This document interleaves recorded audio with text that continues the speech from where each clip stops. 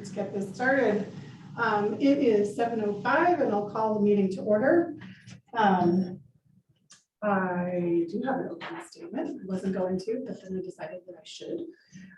So welcome, good evening, everyone. We're here for hopefully our final school board meeting of this school year. And it's not been an easy year for anyone. So kudos to the school staff and administration and the parents and the board for persisting and persevering through this entire year. As I reflected on this past year, there's a couple of things that stand out to make me particularly proud of the community and coming together.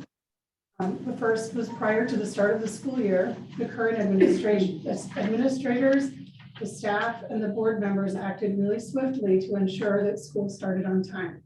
I'm not sure that was clear to everyone and how much work that took, but there was potential for us not opening school on time. And Elise Foxall stepped up to the plate and learned on the job during possibly one of the most challenging years this school has faced. I'm not sure again that everyone understands the extent of how much work that has been. So thank you.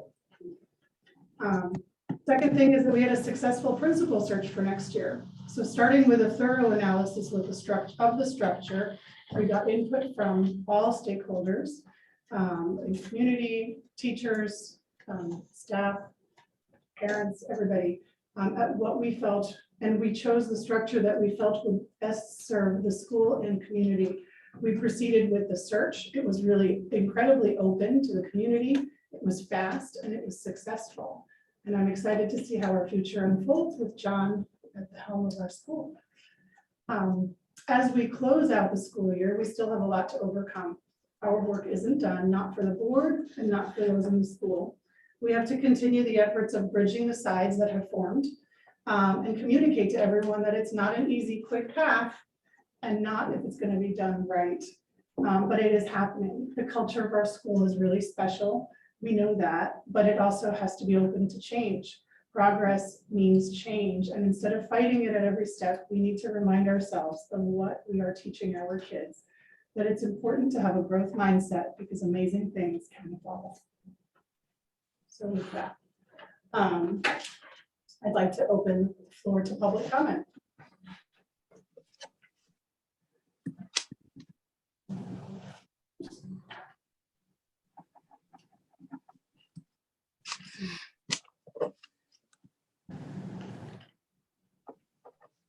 In progress. Is there anybody who has a public comment?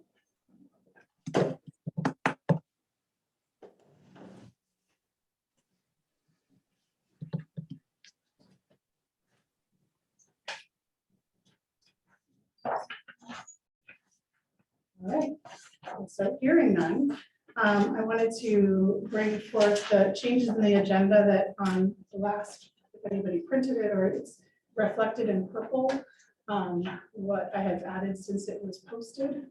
That's if anyone has any objections to it, or we can go on. So we'll start with the reports, and I apologize, it's not a strategic plan report, but principal's report. Do we have any? I don't have anything new to report from since the last meeting. We're just cruising right along and Perfect. a lot of fun activities at the end of the year. And do we have a COVID report? I don't know if Katie's on. Oh, she just emailed that. I didn't know. Are you? No, okay. I will read it. She emailed to Frank and me. She said our current positive case count is 7. The COVID community level in Grafton County still remains at a high level.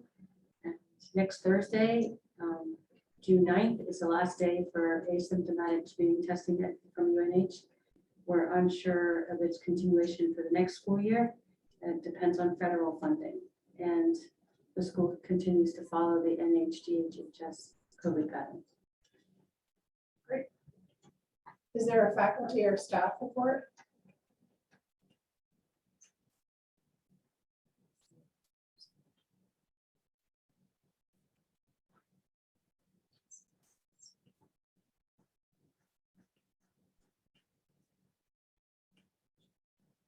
Okay, so hearing none, And is there, Janet, do you have anything for financial report? I don't, I didn't do one because we've only done one batch of payables since the last report, and I couldn't reach out to get the trust revenue until 519 minutes are approved because they need that document.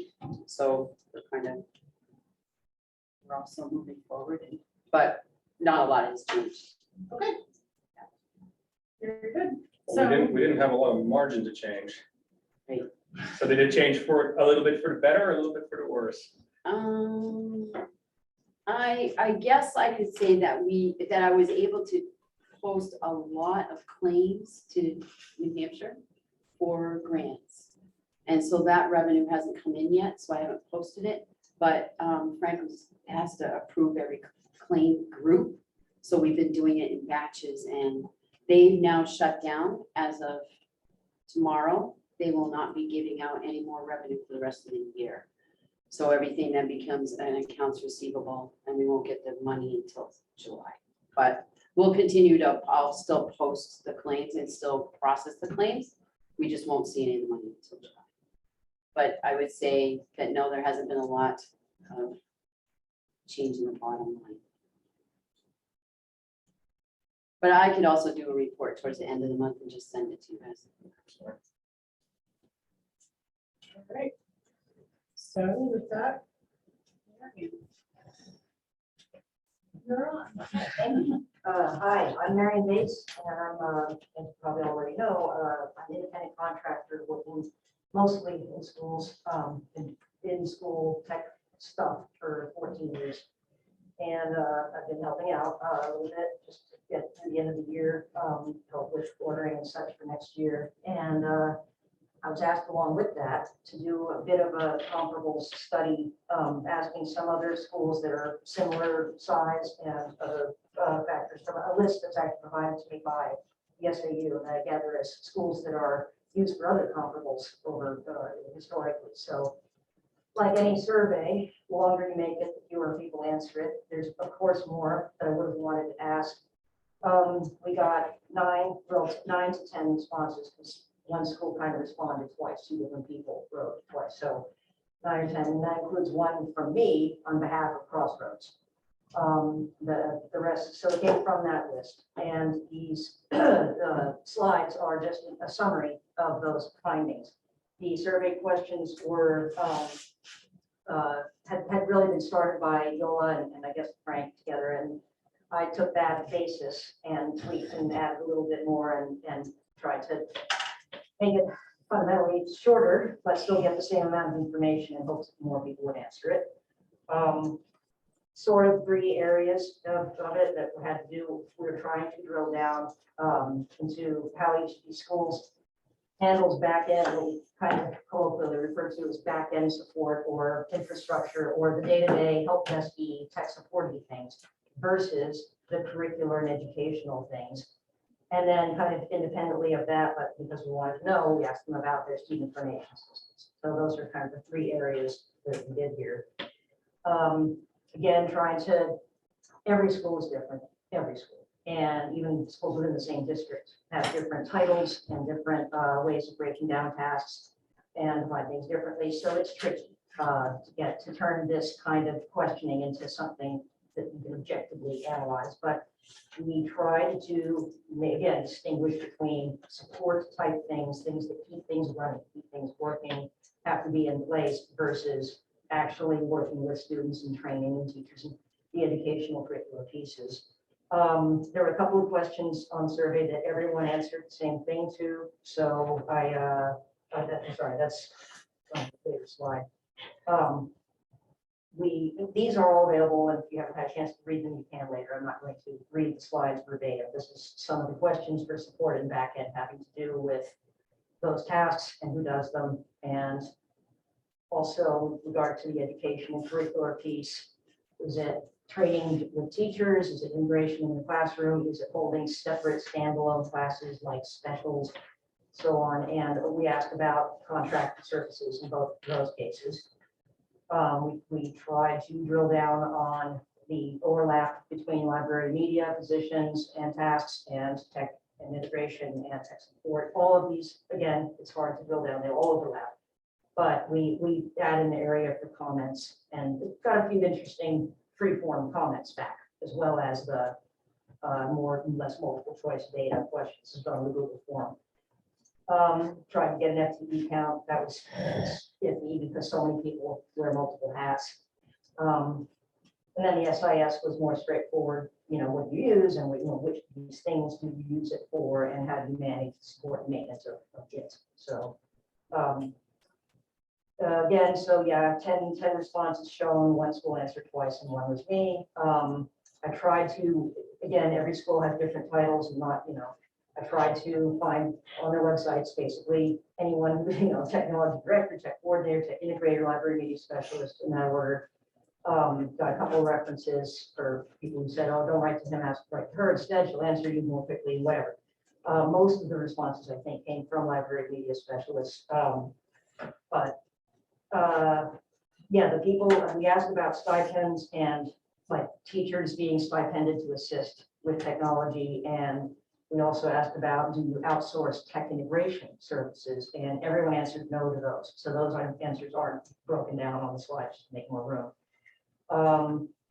I kind of picked 3 schools that had answered well, that, you know, in a way that was relatively easy to comprehend. And that are similar to us. And I told them that I would obscure their, you know, names and everything for purposes of this presentation. I do have the back end data, and many of them said, feel free to follow up with more questions. So there's room to explore further. But I went ahead and just broke them down. And again, I can correlate this offline. But so this was school A, their technology integrator responded. They do have a person for daily support. They do not contract outside for that.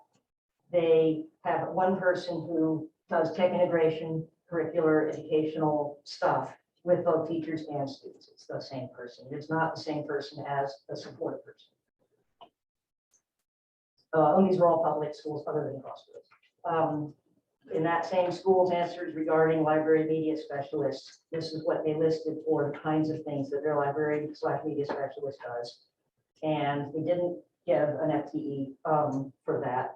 But they said, when I said, how many people, the question was worded, how many people, how many FTEs total are available all day in school to help with technology? And their answer was no. And their answer about student information systems was this, that they use PowerSchool, these 4 things, and they rely on PowerSchool support and which is part of the annual fee. I didn't, you know, again, didn't drill down on that. The longer you make it, the fewer people answer it, but that doesn't necessarily answer who. I mean, PowerSchool support doesn't make your schedule, right? They don't do your report cards. You're somebody in your school is still expected to use the software. PowerSchool support is for when you have a problem, it's broken, or you try to do something that doesn't work the way you expect it. But they don't run it for you. That's not part of what maintenance and support is. So there's still someone in these schools, at least one person, that has to kind of be the lead on the use of the system, if that makes any sense. Anyway, school B, similar, a little smaller on students, a little bigger on staff. And I think they're the ones that answered twice. As part of daily support, they made it full-time this year. Prior to that, they used a contractor. So they then answered this year, no, we don't do that anymore. Occasionally, you know, this is like a repair budget or something like that, but they don't no longer have someone outside assisting on day to day. They've answered some of the little open-ended, you know, add option other and tell me what you want. When the survey asked about tech integration, it's a work in progress. This person that I work with teachers on some PD and introduced some discovery education, which I've heard of but I don't really know about. And then the second paragraph, we no longer have an independent technology integrator because we believe it should be integrated in classrooms or co-teaching, which is, and again, I am a back-end person. I'm not an educator. It's not my background, but that is the modern model. You don't, you know, that anyone can pick a metaphor. You don't send kids to class to learn how to use pencils and then send them back to class. They learn to use pencils in the act of doing classwork. And that's sort of the tech integration in the classroom model where it's no longer being treated as it's special, like let's all get up and go to lab and do typing for an hour. No. You learn to use tools and learn to type in the act of doing our existing schoolwork. We're using computers to do our schoolwork. They're not special. Anyway, so, and then she again names, named a few other products. I don't know what media powered youth means. Programming's happened in the library and you have a textbook. So that was some of the additional info about that. Their library media specialist teaches directly to students and does assist teachers with the use of technology to enhance, but does not do support. That was a checkbox, and so these are the only two things checked for what is your library media specialist. I can show you the actual surveys, like some of the other later slides have some of the specific answers. So they have 2 full total tech FTEs, and so basically library media specialist does the educational piece, and he takes care of the infrastructure, devices, purchasing, budget. And then Power School, very similar, SIS, similarly, same answer as the previous school. I think they may have, the other school may not have used it for behavioral tracking. That's one of Power School's modules. And then again, this is the last of the 3 schools that I sort of selected based on their answers being coherent and them being most similar in terms of size to one answered with this way. Not sure about the support FTE, but it's a 4-day-a-week position according to, wasn't sure about the actual equivalency. And they do contract, but they didn't know how much they spend on that. A few of the other responses I didn't break down in detail, I'll show you on a later slide, did have figures for their contracted services for support only. So tech integrator, our technology director, and again, every school's got different titles and different roles going. Guy responsible for teaching all the classes twice a month for tech-specific lessons. Okay. Their library media specialist had a couple other things on their plate, which I guess makes some sense given that this person is teaching 2 days a month and they only have 4 days a week of support. So tech FTEs, they answered to. And they use Alma instead of Power School. And it's the same idea that SIS provides support. Again, that doesn't mean that the SIS runs itself for you, but so they had, this is what some of them had written in the, what additional notes do you have for us? As school A commented, as the tech integrator and instructor, I'd recommend 2 positions, 1 teaching and 1 tech management. And school B commented, we no longer have the tech integrator position as the principal believes the tech should be integrated into the classrooms or co-teaching. The librarian does some classes, but is hoping to be flexibly scheduled. So that's, I think, the same school that was talking about in that the newer model. We learn to use the tools by using them, not like having classes and how to use the tools. So then, in terms of a breakdown from all the responses, and again, these are a little bit truncated, but some of the check boxes that we listed for what does your library need specialist do with regard to tech, not asking about their library related tasks, but just get it going. Having to do with vetting apps, and I don't know how many, everyone here knows what that means, but it has to do with student data privacy and New Hampshire laws regarding that. And it's put a horrendous onus on all public schools to have to be junior lawyers to try to figure out from poorly written and inscrutable terms of service agreements and companies that refuse to say what they do with the data, and then teachers wishing that they could use this tool, and tech people getting caught in the middle by saying you can't let you use that tool because they won't comply with New Hampshire. It's a mess. But anyway, so not many of them of the 10 to 9 to 10 responses said that their library specialist deals with that. One of them does. But a lot of them will teach, almost all of them basically will teach directly to students. Most of half of them teach teachers or work with teachers to integrate technology in a lesson that might otherwise not have had technology or might have had less of it or less effective of it. And then when we start to get down into some of the back end stuff, device management, tech support, AV support, a few, and I don't know what this person does. I guess just library, but that's okay. When it came to contracted services, again, it's a small data set. A number of them, I guess, 4 of them do a fairly significant chunk, 25 to 40K. This one was that was a range specified, so I guess it varies from year to year, and the others, if you can see, someone says yes, but not quite sure, don't know, what they spend. But contracting out with either an individual or a managed services company is not unusual. This is basically all I really got from, again, this small sample.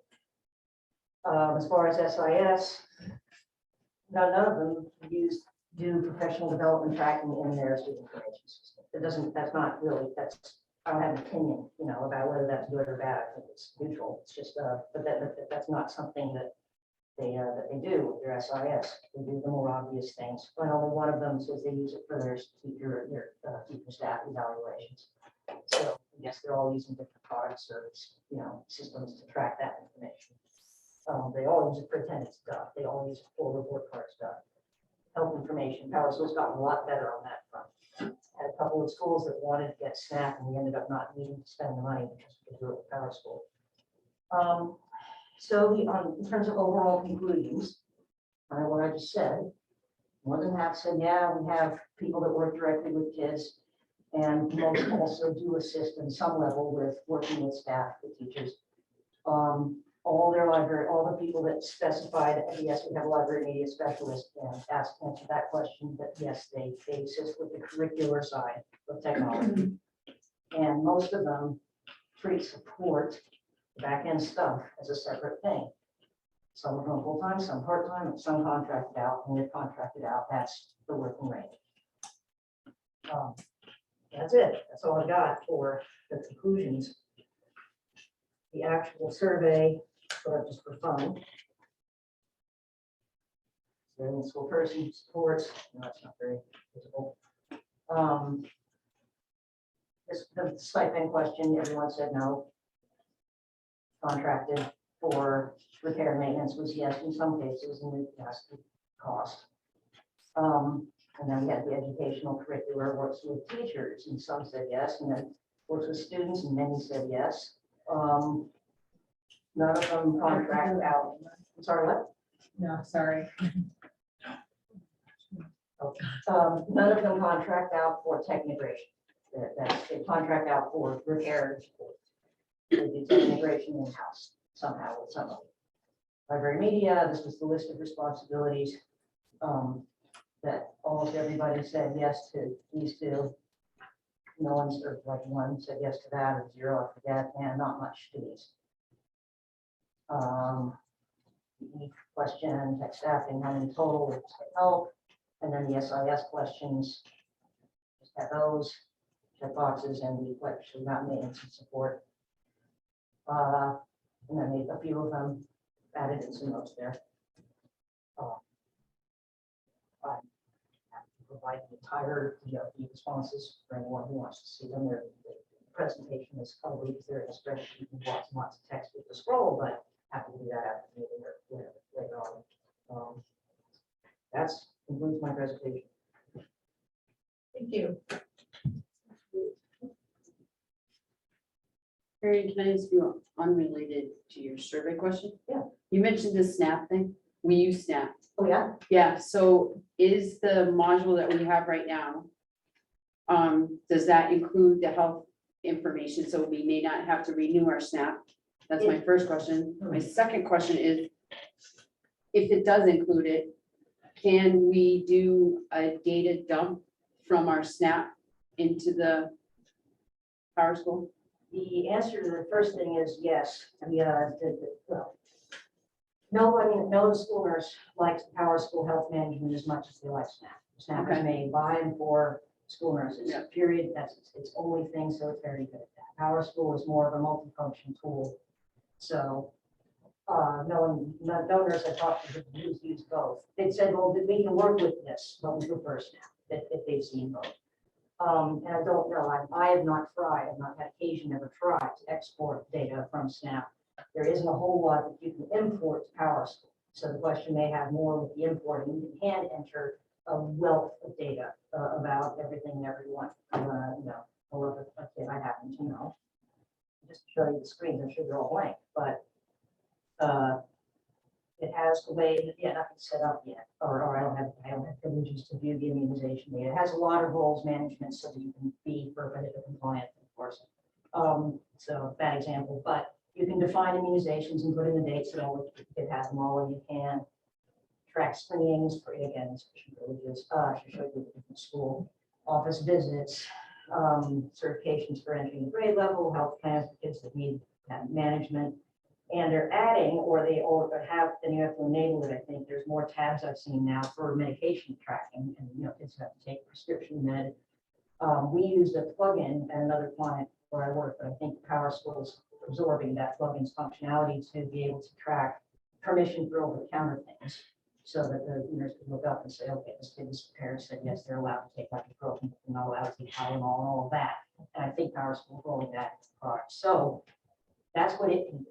And I don't know, I've not worked with SNAP, only I looked at it briefly years ago to know how much more it does than that.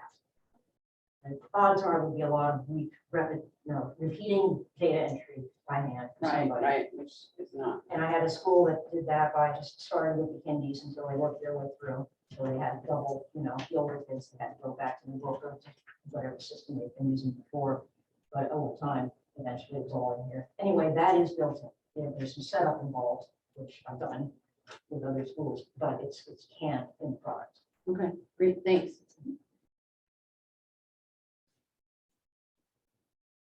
Any other questions?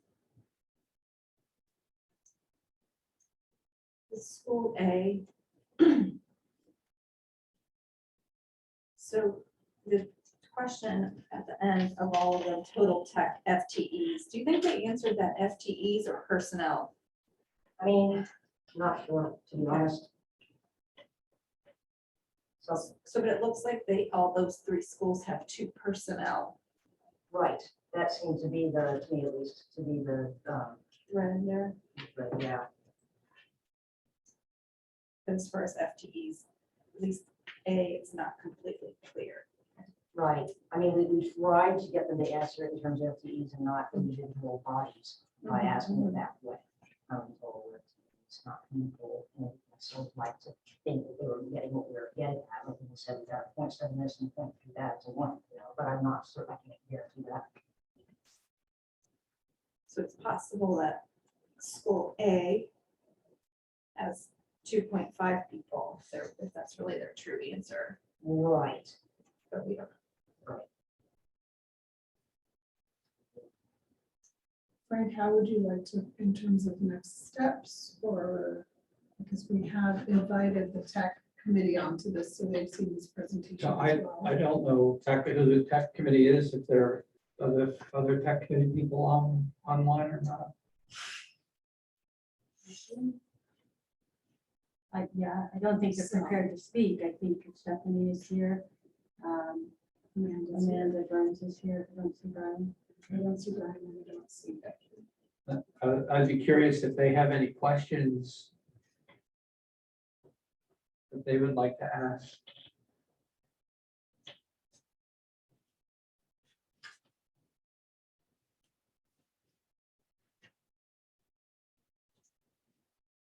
Amanda or Stephanie, do you guys have any questions?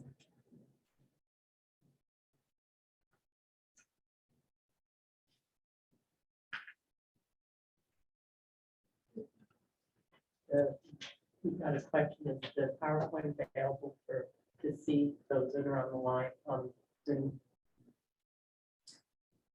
I'm in case, I don't care, it's set to share anyone with the link. So Okay, no one has so I to can have- put it into the, I can drop that in. Oh, okay, That good. would get to the, So Amanda said it was hard to hear and follow everything, but Stephanie said she doesn't have any questions right now. So I'll drop the PowerPoint into the link, into the documents folder. With all of this, we've been working at our school. I think the big question everybody wants to know is, do you have any recommendations at this point? Or do we bring that to a committee first to talk about next steps? Again, I think that this is where. Yola, could I make a suggestion, at least on how we participate next in this discussion? I'm thinking about this also just with respect to building, the budget for next year. And so it seems to me that at least for answering any FTE-oriented questions, maybe we should have Frank meet with Marion to discuss those sort of takeaways directly. And maybe that would be a better process for, building what that looks like from an instructional perspective before we make any decisions about what the financial implications might be. Right. Does that make sense? Absolutely. Right now, though, we have 2 FTEs in the budget. Currently, we have 2 FTEs in the budget, Correct. and we have a tech director position also. We have a contract A line. contracted one. I think was it 10, Janice? Yeah, I think I think it was so. I don't know. 10,000. So we had, like presented, the library media specialist and And the tech Tech. integrator, right. integrator Specialist. in the budget. And then there was a 10,000 line contracted services, not necessarily needing it all, but that's what we had in there. Mhm. So just to answer your question, Jonathan. Well, right. My question isn't about next year's budget. We're making a strategic decision about how to approach this issue. And so I think that this issue is not about how the next year's budget is built. It's about what we do, how we expend those funds, if we expend those funds, and how we build the following budget. We don't have to expend those funds. I'm just telling you what exists. It's not like if we had decided that we needed to, we aren't up a creek because it's not in the budget. We do not have to choose to spend it if we don't feel we need 2 people. I just making sure you had clarity, that's all. Yep, thanks. Can I ask a question? If the discussion is put to Frank and Marion, does this push any decisions made about tech staffing to an August meeting when the board meets again to approve whatever next steps or decisions that they come up with? I feel like it puts us behind in any type of staffing that we might be looking for to help with some of the work. Well, I think we're probably out that, oh, maybe I can hear me through the L. We're probably out to that August meeting to make any decisions, no matter what, because I don't think anyone's prepared to make decisions tonight to do something. I think we have to, I'm happy to work with Marion to go through this more tightly and come back maybe with a recommendation or come back with 2 recommendations, or happy to, sit down with a couple people from the tech committee too, if they would like to join.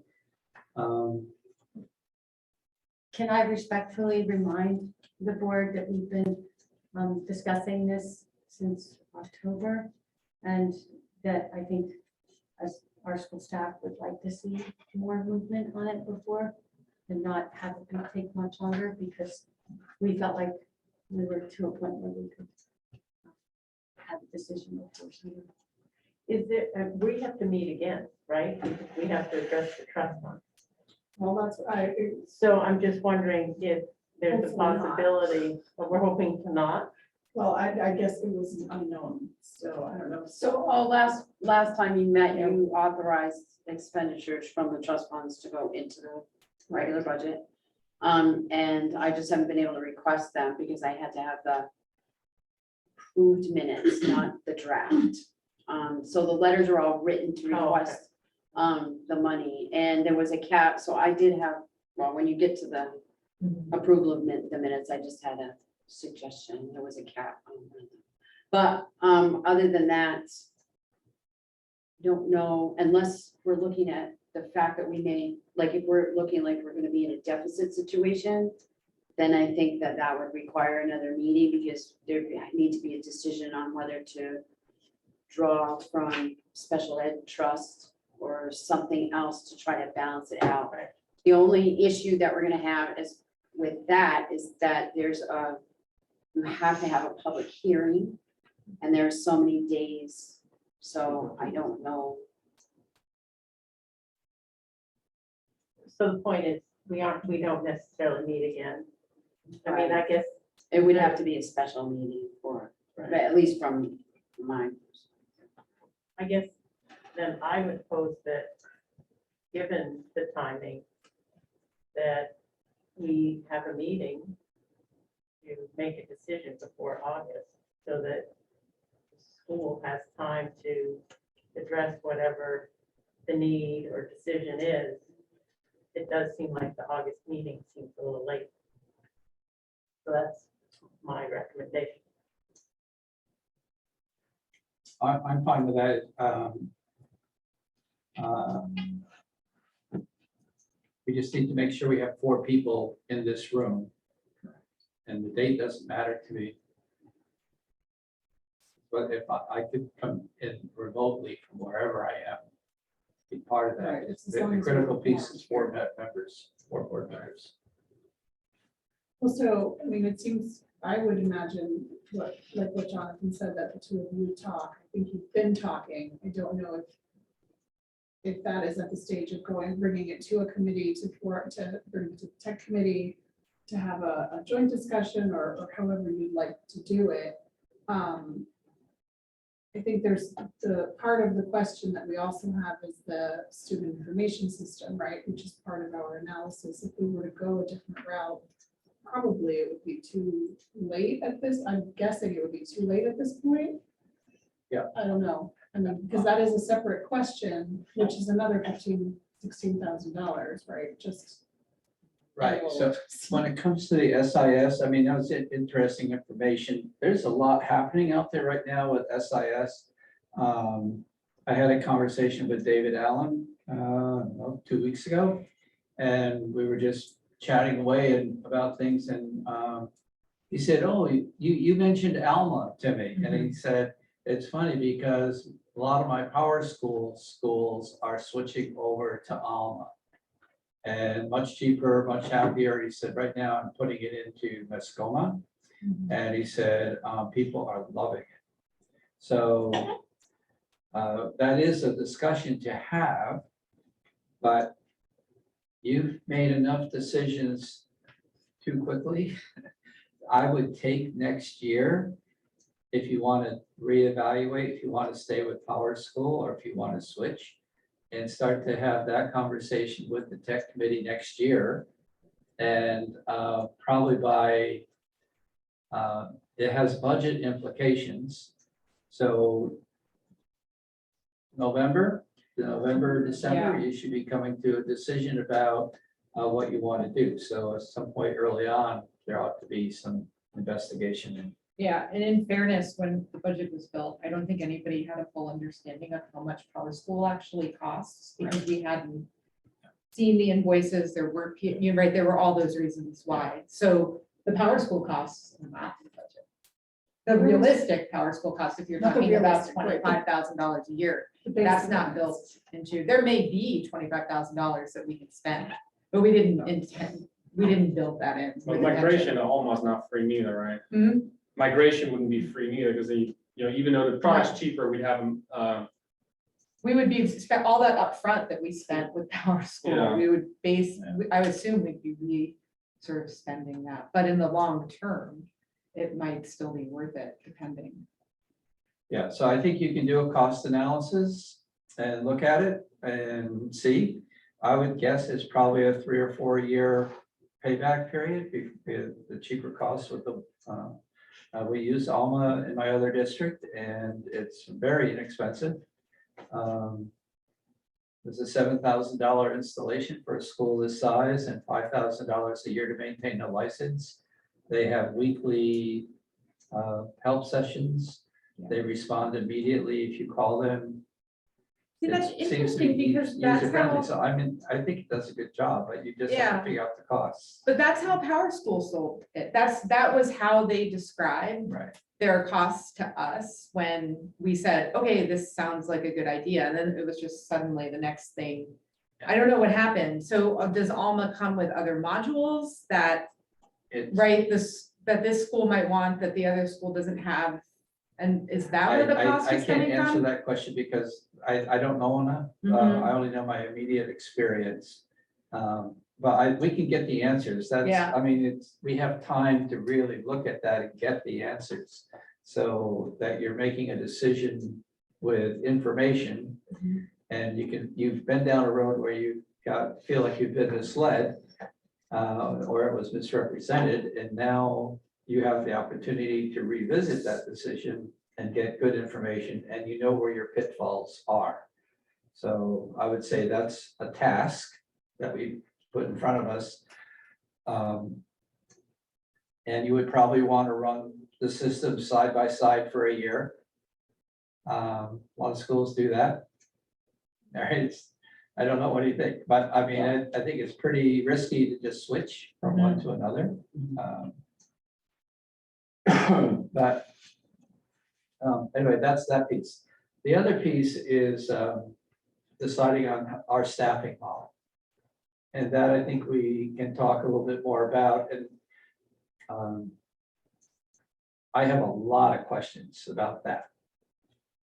Because we went through a search process. And it was, pretty slim pickings.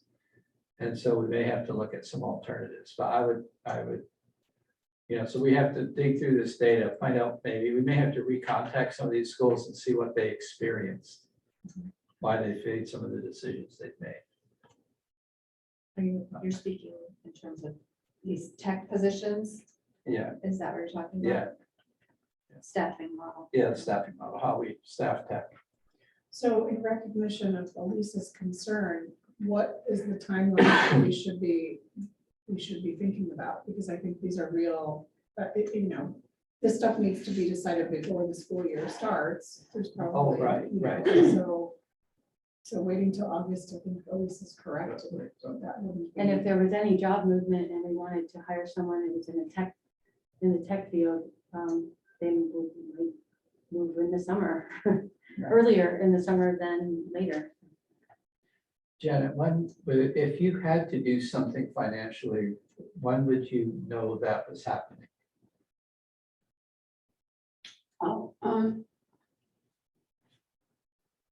The last payroll is the 16th.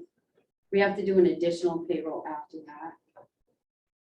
I'm gonna say the last week in June, I would hope, because we should have purchase orders closed out by then. And have whittled it down to the ones that are only necessary. Because sometimes they encumber funds, they sit there open. So Amanda, making a report for Amanda, and she goes through hers and closes out the ones that have no hope of being satisfied. Yeah.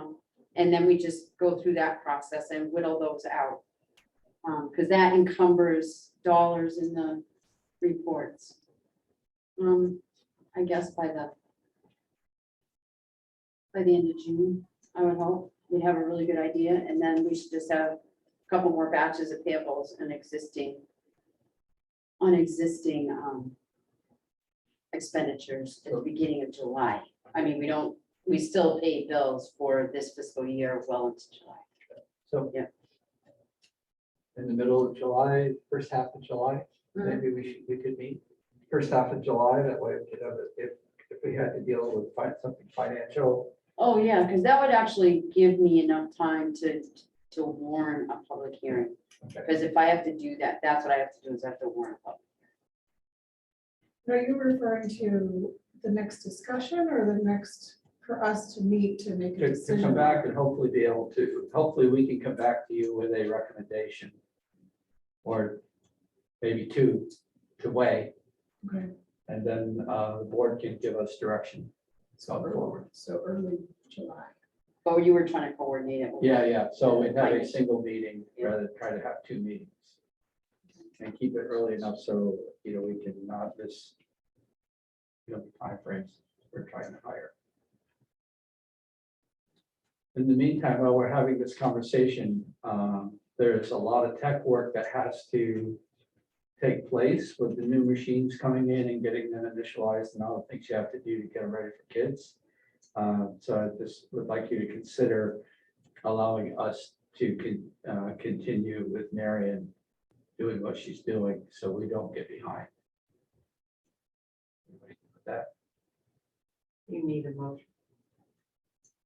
motion, How comfortable are you with this? If we need a motion, then we have to vote first to allow Jonathan to vote. Right, I'm Oh, just, that's okay, why I'm yeah. asking the question. You know, it's better if you take a vote. Right. It's always better to have things recorded. So I will start off by making a motion to allow Jonathan a vote, since he's remote, seconded by Glenn Shaw. All in favor? Aye. All right. Thanks, Thank you Marion. so much, Okay. Marion. Thanks, Marion. Okay, Mary, we'll be in touch. Yes, for sure. Yeah, okay. Bye, Mary. Um,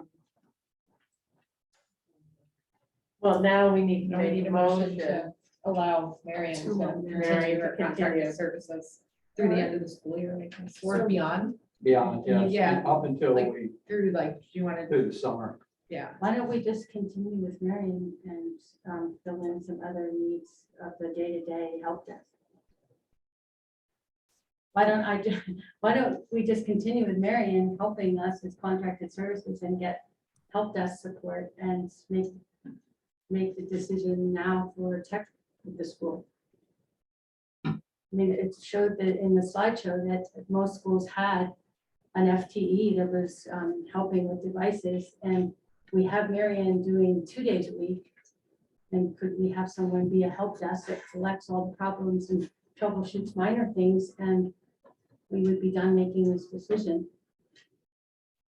Right, so that's the question, like this role, we have a library media specialist who's a 1.0 FTE. The question is, if we have a technology specialist or whatever we're gonna call it, what is the appropriate amount of time that that person needs to be here? And how do we actually balance those two roles? I think if we have Marion here, I would not hire a tech specialist. I would hire a tech assistant to work with her. Just someone to be here to Yeah. get devices, to do It minor. doesn't need to be a tech help. specialist. So what you're saying is one of the proposals would be to keep Marion on as a contracted Yeah. person with a tech assistant Assistant, in the school And she's versus doing, hiring a tech specialist. right, so she does 2 She days is a a week, tech 6 or specialist. 16 Right. hours a week. yeah. And what is her, I don't know if we can say what her rate of pay, like how much is, I want to know what the overall cost of this is versus, Is she 16 hours a week now? well, I don't know. No, she's 2 half days, so So she's only 8 hours and you guys are I getting didn't have what to you break down need. her, she does always submit. No, I mean, we're Okay. getting the device. So then that's like, right, so then that's not enough. it would be, it's enough service at the tech specialist level, I see. but it's not enough in terms of, you still need to provide, I think, the assistant person. If you do it at assistant level, That's what I, you're gonna yeah, be well within your budget, you're Right. probably gonna save money, right. That was the question. yeah. So it could be an ed assistant who helps to just organize and distribute Collects those the types of problems, things. notes down, Right. this is broken, I tried to fix the screen, I can't, here Right. it is, Marion, whatever. Yeah. But just somebody that's keeping track inventory. Mhm. I'm just- You- May I ask a question? I'm sort of confused about the scope of what we're discussing now. Are we discussing the strategic decision, or are we discussing what this limited motion, after we just excused our expert consultant, is supposed to be about? Like, I mean, I think what we need to do here is that we need to vote on continuing Marion services. What was just revealed in that discussion is that we don't even know what the various costs are of what we're doing. And so I would just like to have that information before we make a decision. And I'm happy to come be part of a 4-person quorum anytime between now and the end of the school year if we think we need to resolve it this year. But for now, I think what the motion on the table is to continue Marion services until the beginning of academic year 22-23. Jonathan, I agree. I still would like to hear from John and Elise as to, just given that we were asking about this model, was this a model that they thought made sense or not? I recognize it's a little different than the motion and that's all we're going to be voting on. So I just wanted to hear So, from them. so let's do this. Because the motion was moved by Jen, seconded by Glenn Shaw, just for documentation purposes. Let's finish that vote. And then we can continue discussing Okay. the different models. So is there any other questions or concerns about Miriam continuing until the beginning of the next school year? Seeing none, all in favor? Excellent, motion passes. Abstain. And Vince is abstaining, sorry. I didn't catch that. All right, so 6-0-1 remains one abstention. The other question then is returning back to a model where we have continue Marion as the technology specialist, having a paraeducator, basically, a level of para functioning in the day-to-day support. So let's not, at this point, we probably shouldn't use her name for that because that will be over a $10,000 amount for a year. Okay. So that we would have to do some kind of bid process or RFP on that, which can go fairly quickly. And then there may be somebody else out there A tech specialist that's contracted for, as a as a contractor service. contracted service Yeah. with an assistant. Yeah. So, So the other question I did have is that we also have another person acting in a tech director specialist role that balances out what Marion is currently doing. Yeah, we might, And so at some point, those two need to become one in my mind, correct? And however that looks, because David Allen is still doing some work for us. Yeah. And I think that was mainly for the college school. Right. yeah, he But I'm might, just thinking, like, we moving might still forward. need him to do some small amounts of work. I wouldn't give him a title. I wouldn't use that title anymore. I would just say, if we have to Contracted position. contract out a special just contract. request. We find the right guy to do that, and that could be David, it could be somebody else. But that's an important piece to this conversation as well, because that is another person Yeah. or special, tasks. What's gonna add to the contracted hours? Yeah, but Potentially. do you think that if somebody was here, even in a part-time capacity in that technology specialist role, the contracting that you would need to do, whether it's for Power School or whatever we're doing with David Allen, that would like become a fee for service type model as opposed to these like contracts that we've written with him where Yes, he says, I think I can complete this in X number of hours and yeah, no, I think it's hire the service. yeah. Yeah, you're nodding your head, John. John, I looked at him for some of the tech stuff because he's very, very good with technology for one thing. He may be able to do a lot of it himself, I don't know, but I don't know about that, Yeah. but, as I kind of look at kind of what Marion presented, and she shared it with me ahead of time, and I appreciated that, and also looked at her previous report, and as I've been talking to teachers and also read past board minutes, and, the tech integrator media specialist position is a position that's clearly needed, and the type of role that it is important. I have one in my school now that does not do tech support, and as I read and followed and have been meeting with teachers, you can see that the tech support is needed. And how are we going to support that? How are we going to support the teachers and the paraeducators that need help with the technology? And what I've learned is that you could do it, using a contracted service like Marion and then using an head assistant. You could also hire a director of educational technology who also serves as a tech support person every day. I don't know how appealing that would be as a role. A person that oversees the budget, oversees the SIS, oversees the network, all of those sorts of things. But that's another type of model. But we do clearly need to move forward with a decision, and we need to do that soon because I'm going to need to hire someone for whatever roles that we choose. And I think Marion is a top cap for now. So, John, is mid-July too late? Do we need to do it sooner? So, I would say yes, Okay. because the later you get into summer, you're also going to get people outside of education moving, and some of the people that are interested in these roles are in just standard tech world. so do you think you guys, the powers to be, could circle up soon to come up with a recommendation or an A or B plan, and then we have call a special meeting just for this before mid-July. I know it means 2 meetings, Frank, but No, I don't care. It doesn't matter. if really. time is of essence, I'd rather you guys have a chance to debate the concepts that you want to present.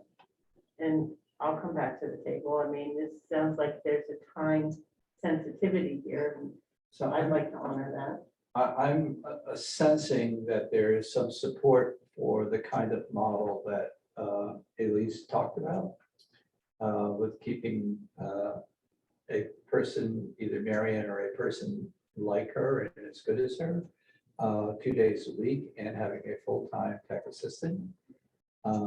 We need to really work out the numbers. It's going to be hard to hire the other kind of person. My real fear is they are just so hard to find that it would be extremely expensive to find that person. But Janet can help us work out those numbers. We can come back to you with that kind of thing within 2 weeks, easy. What's hard to find? What are you referring to? The director. Director of Tech technology. Services. It's someone that would do everything. And that's not something that I just threw that out here as I hear it. I think the most logical and the way we're going to be able to do it is what Elise is suggesting. But another possibility of plan B could be to hire a director of technology that also does all the tech support in the building. Tech support, So not let's- educate, anything. Correct. And so, but question, just because we're talking about it, the model that's being suggested. So that means we would have in this school more than 2 people dedicated to tech. Because it would be the full-time ed assistant, the tech, the library media specialist, and the tech integrator in one, plus somebody coming in twice a week, right? Plus contracted Yeah. So services. media specialist, tech integrator is one person. Correct, Ed assistant's one person. Correct. And then you're paying a contracted Correct. service to do the higher end. Yeah. And you're gonna get rid of other contracted services Mm-hmm. that you're currently paying for. so that's just pointing out, that's more than any of the presentation, any of the schools that we saw. What we didn't ask in that presentation was about the director level. So whether or not those districts or schools have a director of technology, we don't know the answer to that question. And I don't think it gave us the information for some of these tech people. I didn't get the feeling that they were assistant level people. When they said they had a tech person doing the other part, I don't think, it wasn't clear to me whether it was an assistant level of pay or what, or an expertise, or whether it was a tech person doing the. Sure, I'm just going by FTEs, and those 3 schools either had 2 or 1 FTEs. And then either they did or didn't have contracted services. I think that might be something to discuss and maybe find out a little bit more when you talk to Marion and get that information. I'd kind of like to, I think, pull the library media specialist piece out of it. Because to me, that's kind of your basic library function stuff that you have to do. It's not so much, even though some of them were doing the tech stuff as well. And just look at it from the rest of it. You know, in terms of looking at what is our FTE You involved. mean non-curriculum versus curriculum? Yeah, One question that I would have for Miriam is, because she's now been working in a school for a few months, are there tech issues that she's seeing that are a result of people not being trained in addressing some problems? Where, and I say this because our former library media specialist who did the tech support put together things for the staff to teach them how to use Google Suites, how to learn, how to troubleshoot. She came up, I mean, she had little presentations that she would share at staff meetings, from what I was told. And so I wonder if any of these tech issues that she's seeing could eliminate like a 0.2 of the FTE if they're taught to the staff, do you know what I mean, as part of an in-service or whatnot. I think what Mary's dealing with right now are the tech tickets that are mainly help me with the connectivity or the projection, or my computer is not functioning the way I want it to. What the things that you were talking about that Laura did were how to better leverage the technology in your teaching, which is what we still do through our tech integration position. So She she's was not also teaching like how to use the Google Classroom and how to do, I mean, I don't know the specifics of what she taught, but And I know that's she put still- together a little like. That's still tech presentation. integration, that's the tech integration, that's the curricular piece of it. So but are there parts to that that are, then maybe it's a question for Becky, that you find that you're doing the same thing over and over again, that it could just be, if everyone's asking the same question, does that just mean it needs to be an in-service to teach everybody once and then not have to worry about it? And does that make sense? And that is the model that the world is moving to. The expectations that, teachers, it's one of the skills they have to improve on if they don't already have the tech skills, because so much of education these days is integrated experience. All right, well, so I guess hopefully we have something in a couple of weeks and you'll let me know. Do you think that we'll need to do it as a public hearing? Not Well, necessarily. it's gonna depend on how much information we have as far as the financial piece at the end of the year. And that, if you're gonna do this mid-July, or you're gonna do it at the end of June. We can do it in June. We may have We to. could do it in the end of June, So- unfortunately. I don't know that I have the data that I need, because I think I have to give a 14-day notice for a public hearing. Has to be in the paper 14 days, free and clear. So. So I we don't may think I have have to enough meet time. twice. We'll with see. the- Okay. All right. So with that, is there any further discussion? Library Media Tech, Jonathan, you're good? All right. So seeing none, I will move on to minutes. Do I have a motion to approve the minutes for Thursday, May 19th, both public and non-public, as amended by me with little minor changes? So moved by Greenway, second I'll second that. by Boylston. So you'll see one change I did do was I put the public portion that Vince documented, I just moved it into the public minutes, and then it's crossed out the other one. And then otherwise it was like changing times and who moved things for the most part. I made an edit on one of the motions for the high school. It's on the website. I can't remember exactly what it said, but it was the motion for the high school to approve moving, and I can't remember if it was 93,000, but to have the motion actually read up to 93,000. So up to 92. And I don't know that that number's right. I don't have the minutes in So to add up to Yes, please. 95,000. that motion. Yeah, and it was a Okay. high school. Oh, as tuition opposed vote. to saying, because right now it says to expend $95,000 Right. from high school, you want it to say up to. Up to. Oh, Jonathan just fixed it. Yeah, so now it says a motion was made and seconded to expend up to. Yeah. $95,000. That'd be great, because, Perfect. thank you. Yeah, so that's already, yeah, it's made. Excellent. Any further questions, discussion? I made Oh. one additional edit, sorry, Yola, just to item 8, because I believe her last name was misspelled. Eight. Shannon O'Leary's. Yeah, Or O'Leary. Leslie Gannon. Oh, yeah, okay. Instead of O'Leary. Yeah. Okay, that. We can double check that to make sure that that's correct, spelled correctly. Okay. Any further questions? Seeing none, all in favor of the minutes as amended? Aye. Excellent, motion passes. Next item. So to update on the coverage and closure plan in case of low staffing. Do we want to do it now? Or did we just? I did- Sorry, we did it as a slate. Okay, Good thing. No comment. Okay, good. So I don't need to retract. All right, so Frank, if you'll give us an update on this. one. Okay, right, so I think they have the documents, right, they have, Mhm. everybody has this, and there's also, I think, a document put on the board documents, it's called Staying open. Staying Open.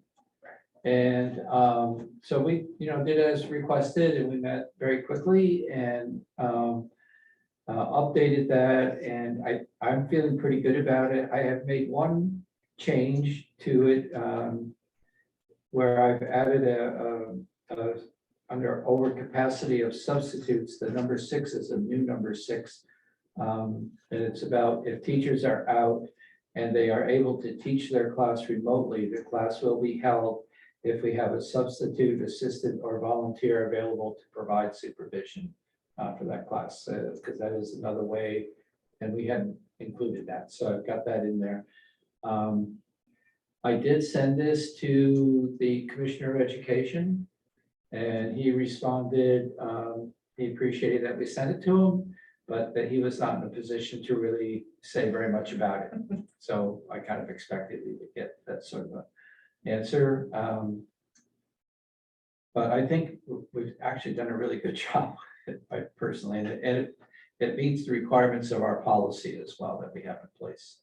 So that's the update on that, and let's hope we never have to put it into our practice. Because it's not just about COVID, it's about any emergency. It's, and that's the thing, that all kinds of things happen, so. Is there any questions? Yes. When is it scheduled to be reviewed again? It's because things keep changing. Yeah, The world keeps changing. I just want to make sure this is on somebody's, calendar to-do list so that it gets looked at in 6 months or a year or whatever it is. I'm So- thinking our August meeting should be our COVID, like checking in about COVID and what's our opening plan and all of that. Right, yeah, we have to do that every 6 months. Actually, I have to update that for ESSER every 6 months. We also have to reconvene our safety committee. And the safety committee can review this as well. So that we update our emergency planning. We've had, Homeland Security was here, gave us a report, which has some good information in it, but we really need to sit down. There is an internal group that's constitutes a safety committee, but we need to get the fire chief and the police chief on that team and to review those things. So I don't know, we might do something like that over the summer, but I would like to see that done before we open in the fall. So that we can then get a schedule of, it may be a little different because I think, well, I don't think I know. I'm going to insist that we do more drills and that we do a variety of drills around different kinds of scenarios, which is really what's recommended these days. And I think Lyme has tried to not traumatize their children, and we've all been very sensitive and kind about that. But the reality is, we got to find a little, I think, more proactive level of activity. So, yeah. Thank you. I do have one question about it. Is what was raised in the 4 hours we talked about this last time is so this is a plan that aims to sort of define what you do when there's teachers out. It's not necessarily a plan that prepares for it, meaning, right, like, it doesn't specify how many substitutes do we try to recruit and and have on standby or something, right? Not to say like, we need that, but the other comment we made back then is there, right? So you reach a threshold, you close the school. But that means that there is, right, that there is like 3 teachers out in the lower school, we close the school. But then that means there's other teachers that were not sick that are also now going home. No, they closed the lower school. Right, that was part of, Yeah, it's not Right, the we couldn't operate the lower school, but we would operate the rest. So those teachers could be utilized in the middle school, for example. Oh, and then the teacher that then subsequently is no longer teaching lower school goes to middle school to try to fill in classes there. Okay. So kind of a redistribution. Right, But you right, at right. least have teachers. But that is, I mean, and no comment negative or positive about this, just an observation. Yeah. Right, so if you do that, is there not going to be, then you might close a lower school classroom to keep the middle school operating. How are those lower school teachers gonna feel, parents gonna feel about that?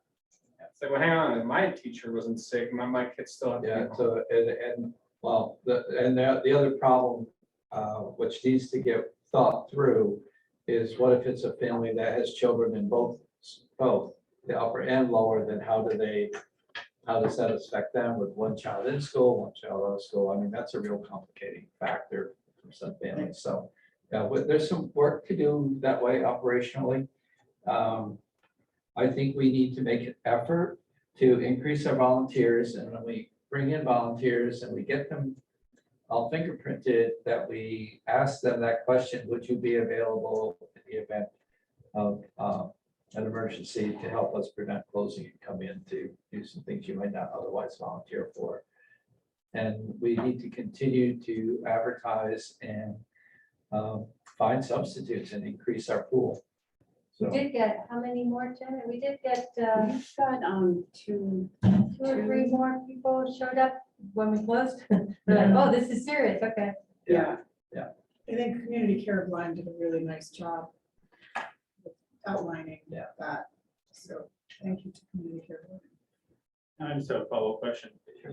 I mean, it may be explained here, I didn't quite catch it. Is there, if we're sitting in the balance where we have the upper or lower school is going to close one or the other, is there a preference to one over the other? I'm thinking about young kids staying home and Middle school needs more hours. middle school needs more hours, instructional time. Yeah, on the books, by Legally, New Hampshire yes. standards, they are required to be in more hours than the lower school. But I only ask that because you have young children that can't be home and parents have to find Yeah. childcare versus older kids that may be able to stay home for a period of time safely. Right. And then I haven't had time to review this. It's hard for me to review day of documents. And so I hope we have another opportunity to ask questions. So it might be in here. And wondering about, I know maybe regulations prevent us from doing anything virtual. Maybe they don't. I don't know. Right. And so question A, question B, what about these, I don't know what they call it, snow bags or something that people can have in their kind of back pockets in order to count as a school day? What, and those, is that in here at all? the blizzard bags. Because that could count for educational hours or time for middle school students if there was that sort of that hinge in decision making. so my current understanding of the regulations are that you cannot do anything virtual for COVID. But if it was because the plumbing, there's no water, and had to school closed because of no water, you could operate virtually and have it count. So I'm guessing we could probably still do that for snow also. But you definitely cannot do it because of COVID. We could do it for the flu though. Yeah, I mean, the thing is, like, you Right. could still have staffing issues. Yeah. Right, which Right. this is addressing staffing issues. Yeah. They could be. Do we have to call We it don't know. COVID? How do what we know they- why yeah, everybody's right? not We here? shouldn't Right. all know why they are out, but if we have staffing Yeah, issues so, for a variety of reasons. It's potentially possible. I'll just raise this too. I mean, if the commissioner of DOE doesn't have an opinion on our closure plans and our closure of 4 days, I really don't think that he's going to have a strong opinion about our ability to provide some educational experience to our kids under the circumstances, especially if the only other option is to close. And so I just want to put out a, I'll tell you what'll happen. He's gonna send me a nasty gram. And that's the extent of it, most likely. Well, he's going to do that to you either way, right? And so I think that what we should do is choose the one that gives, the better educational experience to our kids. I think we have to keep in mind, if people come down sick or are deathly ill, someone has to prepare those plans to teach remotely or be there remotely with the kids. So, it's just tricky. We can't put a sub in that place if we're going to do it remotely. And if the teacher is not well enough to get online or make a blizzard bag or whatever, we still have a staffing issue in some cases, depending on how debilitating or how quickly they became ill. Okay. Thank you. So the next item is approving the use of emergency closure days as proposed for an MOU. So I'll introduce this because we met, there was discussion, of course, we talked about the 4 days that we were closed. In a typical, because of the contract of the LEA, because of the union contracts, they have 185 contracted days that they need to work. In general, with snow days, they have to make them up. And so I'm going to read what I wrote because I'm laughing. So several options were brought forth. We had a meeting with Jen, Elise, Frank, and Tom to address the union contracted amount of time that is set out for the LEA staff. And we discussed how to address the 4 days that the school was closed due to the shortage of staff. So despite the school being closed, school work was actually still performed by much of the staff. It included multiple IEP meetings, Google meetings with students, small team meetings that involved multiple teachers, such as a middle school meeting. There were 516 meetings, specialist meetings, and special ed teachers meetings with administrators. And so given the need to make up the 4 days to satisfy the union contract, administration would like to suggest that we work out an MOU that waives 2 days to reflect the work that was done during those 4 days. And that the staff come into work for 2 days or 15 hours during the months of either June, July, or August, prior to the next day, the start of the next school year. In the idea of coming in, they would be able to come in and meet with John and or Elise to talk about their curriculum, about their lesson plans, potentially other meetings. There's a lot of there's online trainings that are generally mandated that a lot of the staff end up doing during in-service days anyway. If they could do them online during that time, then they would be able to, on those first and few in-service days, potentially that could free up more time to actually do better quality time, And so right now, the schedule is set that they are working, the school year ends for the students on Wednesday. The teachers are currently working on Thursday and Friday already. And so that is already set. And so that is the request, if we would consider that MOU, where we would waive the 2 days and allow the 2 days to be made up during the summer months.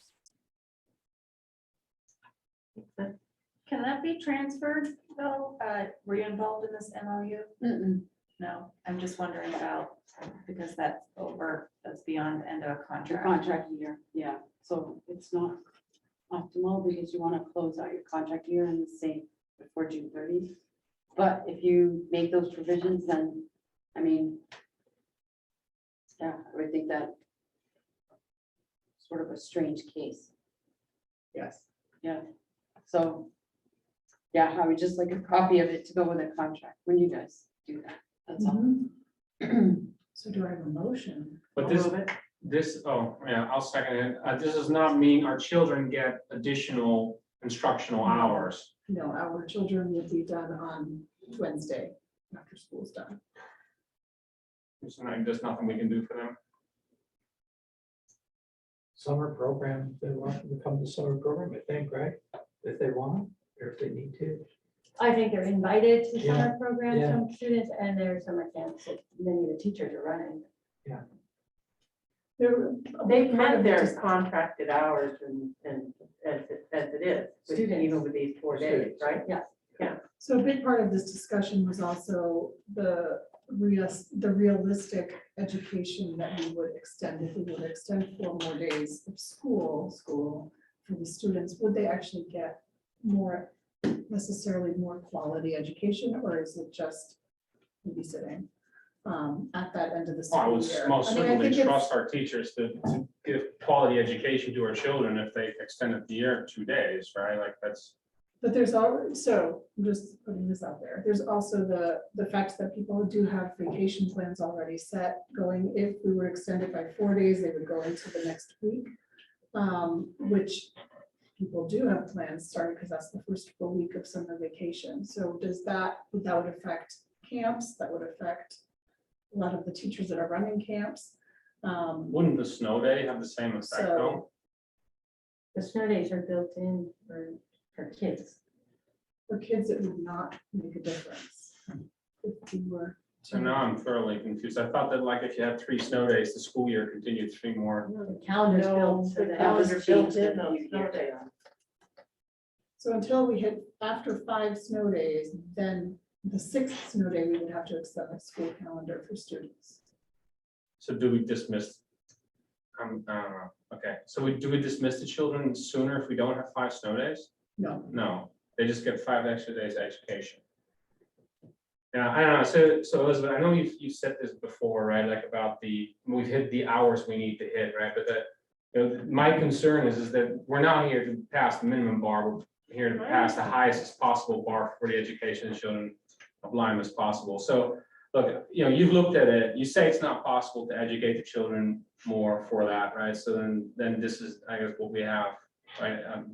But that was my concern, right? That we No, I lost 4 understand. educational days and the children just lose those then. Well, it sounds like it wasn't completely from what Yola read. Some of the kids did meet and some kids met with there were some Google Meets. I think the information that was provided was more regarding the staff and what the staff was doing right, during but those it 4 does sound days. like there I don't know how many of the students actually met and learned, and I know my middle schooler had a lot of homework, but that was great. I'm not gonna complain, but I'm not expecting that was not necessarily true for everybody, and, so to call that an educational day would be hard pressed. I think the staff certainly made an effort to send home some work, as far as I know.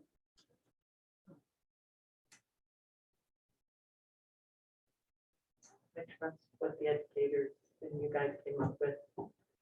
So this was a discussion, like I said, it was a discussion that this was something that we all felt seemed pretty reasonable. It stuck with the contract, at least for the staff to uphold their contract, the ability, however, giving them some flexibility.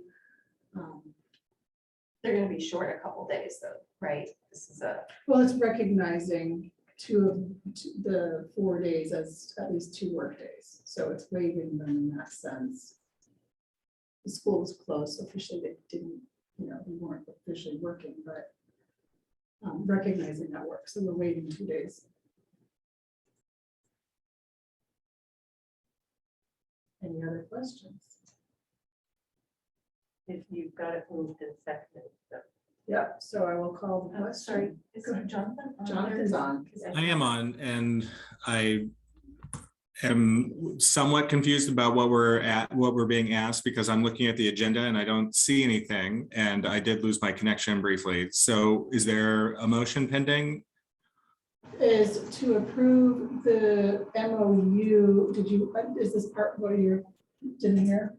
So Yes. there's about a potential MOU to allow staff, we would waive 2 days of makeup days for the staff, and we would have them do 2 days extra at some point during the summer, totaling 15 hours. So can we see what the MOU would say and what the proposed 15 hours would be if they were substitute hours over the summer? I mean, it seems again that this is kind of an issue that's cart before the horse. And if we're meeting again in 2 weeks, I would rather just see a detailed proposal and an MOU that we can vet and sign, or direct Frank to sign. One of the issues is that those days are going to come probably before we meet. Yeah, because so the idea is that staff could be able to use them in June, July, or August. According to their flexibility, some have opted that they would prefer to use them in June, according to what Tom had reported to us. And so allowing that flexibility for the staff to be able to submit those hours. And those hours would be based on meeting times with John and or Elise. And doing the online trainings that are mandated. I still think that's a little like we're debating something conceptually, but we don't have an MOU to evaluate, and that seems to me to be problematic. Why, if we're meeting again in 2 weeks, it doesn't like that's before even the close of school. Why can't we see the MOU? This is, I'm confused. It's not on the agenda either. Why is this sort of this last minute impulsive thing? If we're trying to be deliberate about these decisions, I think we need to see a document and have a recommendation on the document. You all feel this way as well? I was just trying to find it on the agenda too. I had added it in purple. It's not- I don't So know what it that was slide after it was document is. posted. It's in the public. Why don't you call the vote, and those that support it, those don't, and then you get the answer. We can do that. Who made the motion? It was moved by Elizabeth, second by Burke. Thank you. So, so he does make a good point there, right? So do we have to draft of that MOU? Because is that in the folder? 'Cause I Tom's don't see it. offering to send it. It's kind of Yeah, like, is it the point he's making is fair. Like, we really Yeah. ought not be voting on like, It exists, so we should just, we should review it's it. not long. Well, I mean, the gist of it is what it's. You read basically read It's it. basically what I described. I know, but Well, they want to so why read does it, they that don't want to so- vote on so- something that, So then why is don't you have basically them saying send the MOU, Mhm. because it sounds like he's got it. Tom, do you have it with? Yeah, the drop it in addition the of folder. Just drop it in and we'll, Move So we forward can with move other that points. with- and then we can come back. I have it. I can email it. I don't know that I have access to drop in a folder. What do you want me to email it to? Email it and then Put it in the folder. Yeah, I can. email it, Tom. Email's fine. Okay. Adjust it to include June. Yes. Okay. So I have it without the June part.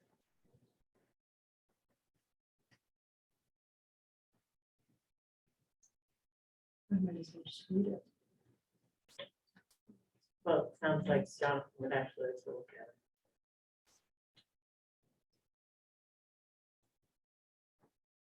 Okay. Um, Okay. Should be hitting your email soon. And as I put in the body of the email, this is a draft. So this was just the first swing at it. So it's basically employees shall work 2 days after the last student day. These days are scheduled to be June 16th and 17th and represent the 180th and 181st contracted days for employees for the 2021-22 school year. That's already done. Can I ask you to read that again? I just want to see. This is the stuff that's already set. Employees shall work 2 days after the last student day. These days are scheduled to be June 16th and 17th and represent the 180th and 181st contracted days for employees for the 2021-22 school year. Of the remaining 4 work days as part of the 185-day contracted work year, 2 days shall be considered waived in recognition of the work completed by employees on closure days. The other 2 remaining days, or 15 hours, shall be scheduled by administration on days mutually agreed upon with individual employees in consultation with the association. These days may be scheduled in June, July, or August. Any days scheduled after July 1st are not part of the 185 contracted days as part of the 22-23 school year, but complete the contracted days for the 21-22 school year. The parties agree that this memorandum of agreement shall set no precedent or past practice and shall not be used in any proceedings except to enforce its terms. And the parties agree that this agreement does not replace the current collective bargaining agreement, which is still in full force and effect, except as explicitly modified by this MOA. Janet, do you want to see it? No, no. So I'm good. Thank you so much. I appreciate it. I'd just like to reiterate my issue is that both this is referred to as a draft that's subject to change, and it sounds like our business manager hasn't even evaluated it. Can we please just have this go through the normal process and give us a recommendation on a final document so that we can say yes or no?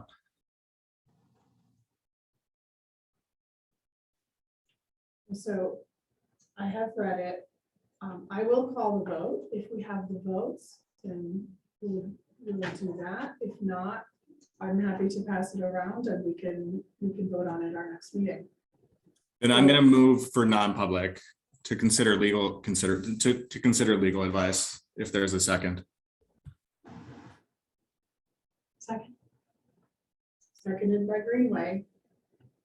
All right, that said. Notes.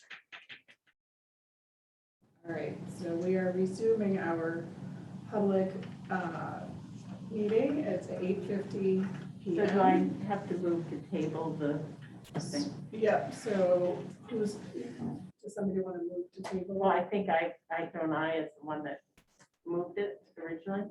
Well, we did it not public. So Oh. Elizabeth is moving to table the motion on the on the table.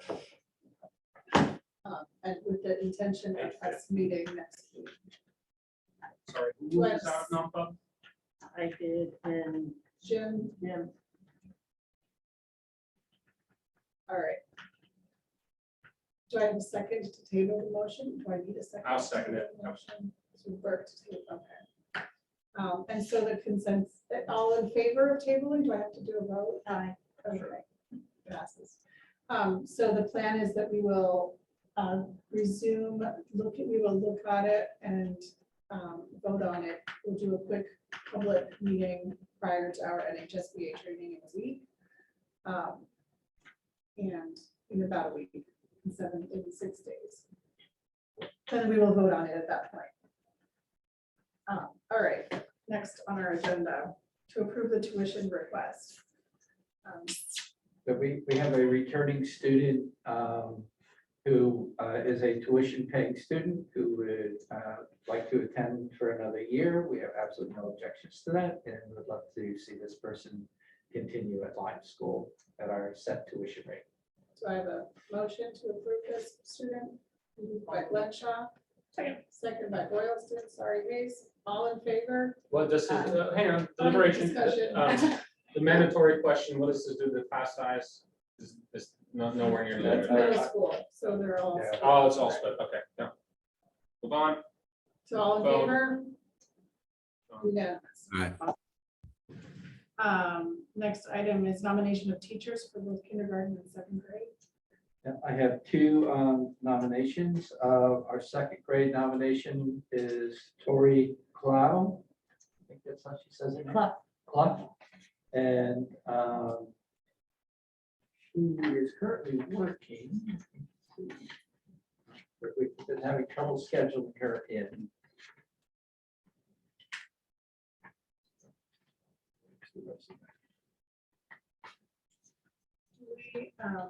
Do we need to know all of the details? Yeah. No, I'm just Curious if we need to know about process being followed. a process has been followed. We have all of her references. And she's totally qualified. She's licensed and currently teaching in a rural consolidated school district. She's been teaching for 2 years. She has 2 years experience. Do you want to do the other one as well? Yeah. The other is Ashley Brigamore, and she is our candidate for the kindergarten position. And that process is also been followed. We have all of her references and we've gone through them all. Everything is fine. And She also has 2 years of teaching experience. And she has a master's degree, I believe. So do I have a motion to approve these nominations? I'll move it. Moved by Glenn Shaw, second by Burke. Any further discussion? I believe, John, we've been lucky to have you part of these searches as well, right? I have Elise did a great job of organizing everything, and I just was able to join. Great, thank you.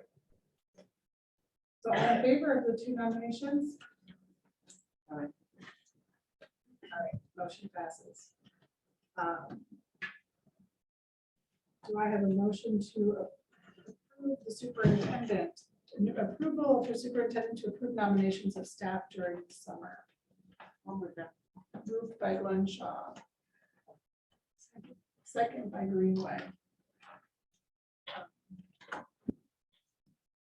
So who might we approve in the summer? Yeah, Ed assistant, yeah, And assistants. but then the special director. special director. So I will certainly have you informed. before that That happens. sounds fine. Is there a hiring committee for the special? Not yet. Well, it's the candidates first. I think that's fine. I mean, I don't have a problem. do I have any further discussion or questions or thoughts on? I don't know. Could we ask for a board participant in hires that are more specific than a paraeducator? That makes sense. They have a process, we have a process, so I wouldn't. All in favor of the motion of approving, allowing Frank to approve nominations of staff during the summer? So on the, are we moving it? Or do we already motion it? We already moved it. Yeah, We're all moving. right, all in favor? Tell me what I'm doing. Hold your hand up. Unanimous. Motion Hold your hand. passes. I All think- right. I think it'd be great just to get informative emails from time to time before that meeting, just Yeah. so, people from the public say, hey, I heard that, and Well, yeah, it's certainly, if anything that raises any kind of level of concern or excitement in the community, we will make sure you are fully informed. All right, the next one is to have a motion to approve the auditor's engagement letter. Moved by Glenn Shaw, second by me. Janet, go ahead. The auditor's engagement I letter. dropped the document. This is a very standard engagement letter that we do every year in preparation for the audit. So our auditors are scheduled to be here in August. I believe it's the Wednesday and Thursday of the second week in August. And they're usually in and out of here in 2 days. And then we actually have a number as to what our final amounts are looking at. But this particular document is just going over the services that they're going to provide for us, the cost of those services, and typically it would be signed by the board chair and the superintendent. So we're just bringing this for approval and signature.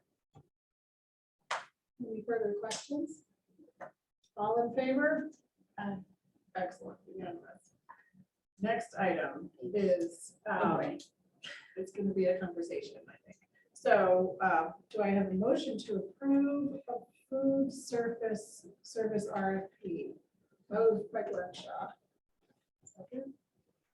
Or actually, we might not want to move it first. We might not want Well, to don't you have discuss to it move first. it to put You it can move into it before you can discussion? discuss it. You move it and then it goes into discussion. Okay. are we deciding tonight? I think so. It's up to you guys, but Plan yeah. is to make a decision, so that's why I'm wondering if we should wait on the motion until we hear the background. And, Well, I mean, the You would certainly not vote until you do, but okay, you move it second. so seconded by Comark, okay. Janet, go ahead. So I don't know if Lisa's out there. Lisa, are you out there? I am here. Talk a little bit about wellness and what they did in the wellness committee. So I Yes, will good. Thanks, Janet. Hi, everybody. I'm the chair of the Wellness Committee. We met yesterday to look at two proposals that were given to us in regard to the food service for next year. One was Fresh Picks, which is our current food service program, and another one was a local company. Am I allowed to say what that local company is? Yes. Yeah. Anyway, Both Lisa. responded to an RFP. Okay. So it was Cuttings Northside Cafe, which is just up the road. We looked specifically at both proposals, and just very briefly, just to let you all know that we decided unanimously to go with Fresh Picks because they are current. We know their background. They were very specific and detailed in their proposal. And that's what the committee was comfortable with. As the health educator, looking at the food choices, I did feel good personally about the food choices that are being offered. I'm going to defer to Janet in terms of the financials because she's much better at that than I am. But those were our decisions and we give them to you for your review. So thank you. Okay, so I'll just tell you a little bit about the process. So on the 12th of May, we posted it to the listserv, the RFP, so it really was a short notice thing. We had 2 weeks for the proposals to come in. Due date was the 27th. We did 2 invitations to the contracted service people, so it was Fresh Picks and Abbey Group were targeted for invitations to bid, and then we did a listserv. We also had a link posted to the webpage with all the RFP guidelines in it, and that was in the advertisement itself.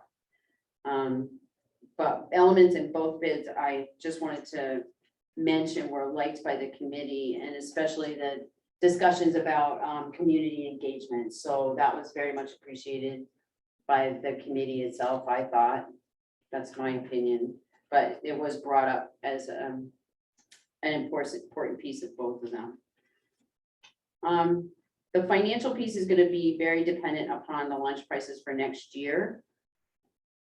The 2 bidders came forward. So Fresh Picks had a total expenditure line of 105,000 and an anticipated revenue line. I don't know if you guys got a chance to look at it, of 66,700, which gave a bottom line cost to the district of 38,359. Cuttings with supplies and labor came in at 185, and they did not do their proposal with a basis of a revenue, but using, just for in the estimate of fairness, using the Fresh Picks revenue estimate on the Cuttings bid, they would have come in at a cost to the district of $118,300. There was also one thing that I want to mention is that there is a change in the Fresh Picks proposal for the software that we use here in the district. Right now, we use Mealtime, and in their proposal, they want to do more of a direct connection with the community and parents, and their software that they use would give them the flexibility to do that. So I just wanted to mention that as well. There is a cost to that software. It's not in addition, it's in their expenditure line, but it's 1370 is in their expenditure line. And Elizabeth asked me to try to do some down and dirty free and reduced numbers, because not being part of the National School Lunch Program, we will receive 0 revenue from the state and from the federal government. And so that means we still offer free and reduced. We still ask for those applications. The free and reduced process will still move forward because our grants are based solely on our free and reduced lunch percentages. So all our title grants come from those numbers. And so we still have to report them to the state. So if I estimated at about 15 kids, it came to approximately 2,700 lunches. At our current cost of $375, it will be an additional $10,125 in revenue, which would be a cost to the district. paying for those lunches. So that's what I have for information. I mean, the cost, the net cost was very different for both companies. And I mean, I think that's just the cost breakdown. The other thing I wanted to mention is that we would have to, if you're going to change your lunch prices, we have to do it well in advance of the opening of school. That needs to be advertised to the parents. They need to know ahead of time. Right now, our lunches for students are $3.75 and our adult lunches are $4.25. So that has to be a real targeted effort to make sure that we get that information out. Fresh Picks did talk about doing in their proposal, community engagement and getting in touch with parents and having contact with families in the district, so. And They also have two they tiers. estimated it at 4. There's 2 Yeah. tiers, one at 4 4 and and one at 5. 550. Yeah, and the other thing that's important, I think, to understand in the revenue piece is they were very conservative on the number of students. They had participation at 40% of the student body, with 75% of those purchasing the tier 1, that's the 4, 25 tier 2. And they had some adult meals forecasted based on Nancy Wilson's comments. Prior to COVID, our lunch participation was actually much higher than that. So part of what, right now, it's a $38,000 deficit plus the 10125. We think that will be lower, you know, that the carrying loss that we've historically run with our lunch programs that we put in is 20,000. So whether we get right to that or close to that, we still don't have the exact figures for that. For this year, no, we don't, but we're making more money. We're gonna come out We're gonna really be well fine because we're in the this year. SSO Yeah, program, because of the SSO. but it's not a real, I mean, it's. no- So we feel like we're in the zone to what we looked in the budget with the Fresh Picks With the piece, 38, yeah. but it didn't even get close on the other proposals. So that was another driver to choosing. Who carries the risk if food were to get double expensive? Is that Fresh Picks or would the cost to us go up throughout the year? So the way Fresh Picks does their billing, they sort of do this proposal, they front bill, they break it out over time. So you're paying all year long. And then every month they send a statement to me that shows what their expenditures were, how much they paid for lettuce and everything. And then what their labor costs were. And then we look, then the revenue side is put into that and it comes out with a net result. And then in June, I haven't been through this process with them yet, but in June, at the very, very end, they shore everything up and we'll come out with a number at the end. But the answer is yes, we carry a risk of food getting more expensive. Yes, and they will, and they mentioned that when we were talking about bidding in February, that they were looking at additional labor costs and additional food costs into the next fiscal year. They did mention that, and I believe I brought that to you guys when we were talking about the National School Lunch Program originally, looking at that bid They process. also have in it here too, working local, which, you know, with some of the CSAs and the farms, we might be able to, it might manage some of that.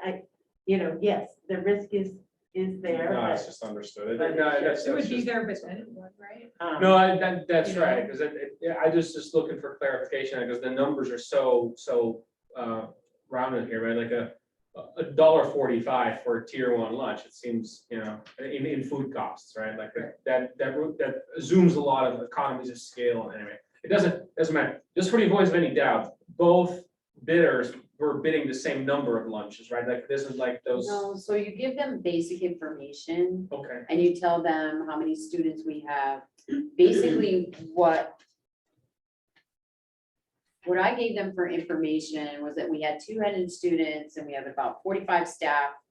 And that our goal was to increase participation in the program through having excellent food, but we still wanted to meet quality and federal guidelines as far as just safe and healthy food. And then they come up with a proposal. So when Fresh Fix did theirs, they were very detailed about the number of lunches that they were gonna make and the cost of those lunches. They had the menu all figured out. And the other proposal didn't have that amount of detail.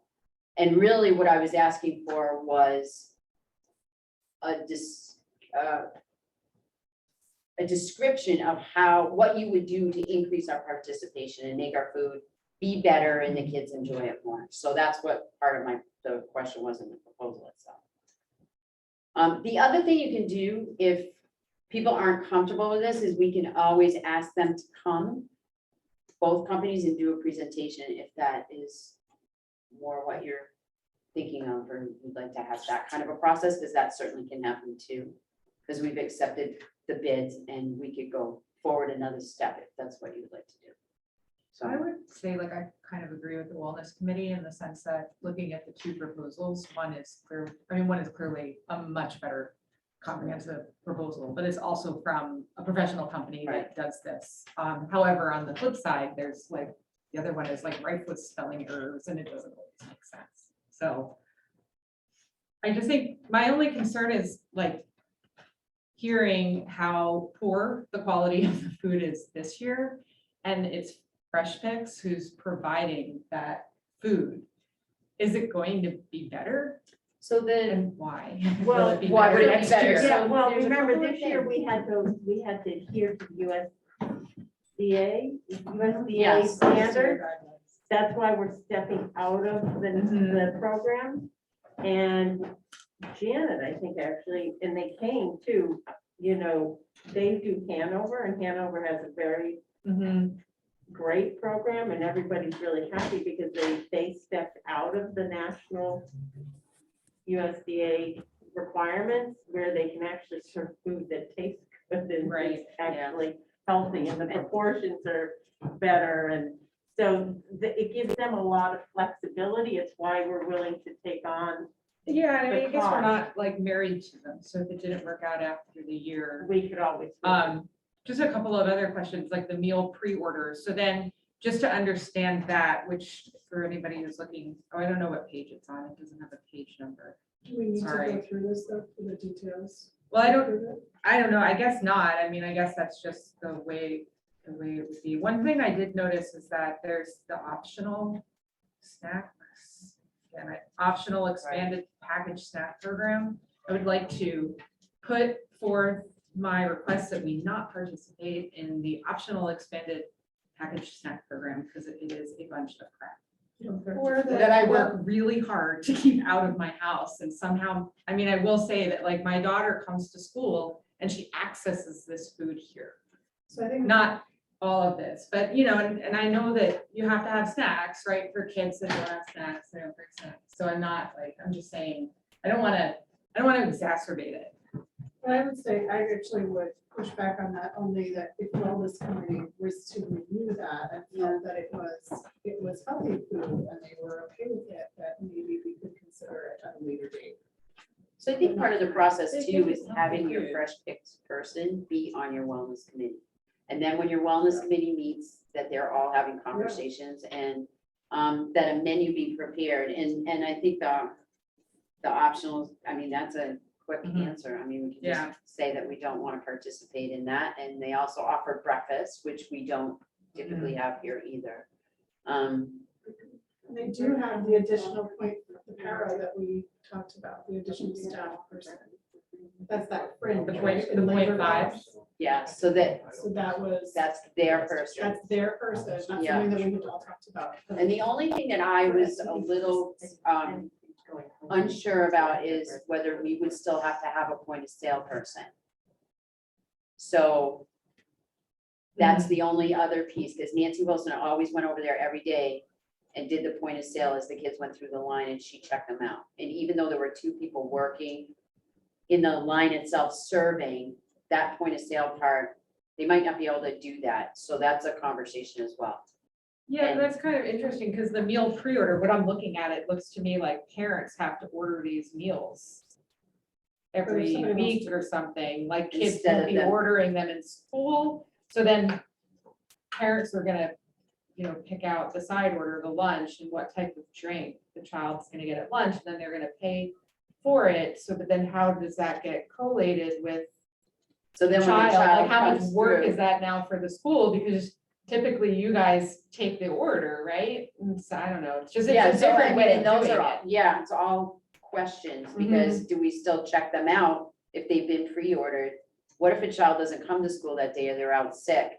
And like if those kinds of things, it's just a different system Yeah. that's gonna have So just to have to figure that out. figure it out, It's right? just different, I mean, I don't, just to point out that that's just like a difference, not only for the school, but also for parents who will probably forget to order Well, lunch for their kids and all sorts of stuff, right? Like, it's gonna happen like that, but.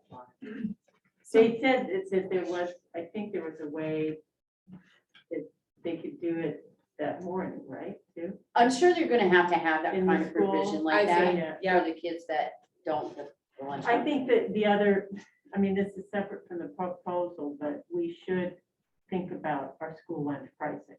Because this whole analysis is based on a $4 meal. Or $5.50. Or $5.50. Proposal says you're $5. Jim? Wasn't there some conversation about what Crossroads does and where they get Yeah. the food and it could potentially be shifted to the Lyme here. school? They Yes. won't do They it. won't do it because it's. We already No, have in this proposal, Fresh Picks makes a suggestion, Oh, that that potentially- we deliver to, Crossroads foods would be made here, oh, and then deliver. and to that them. would help offset the Oh, overall that's great. cost. I missed that. So that's also in this, Which So that Crossroads is- that is baked currency. into this. No, No, it's not, it's It's just, not in this. they just talk about it as a potential possible future event that could happen. Right now, their lunches are being made, I think, in the Hanover. Richmond School. Yeah, they're being made in Hanover and delivered to Crossroads on a daily basis.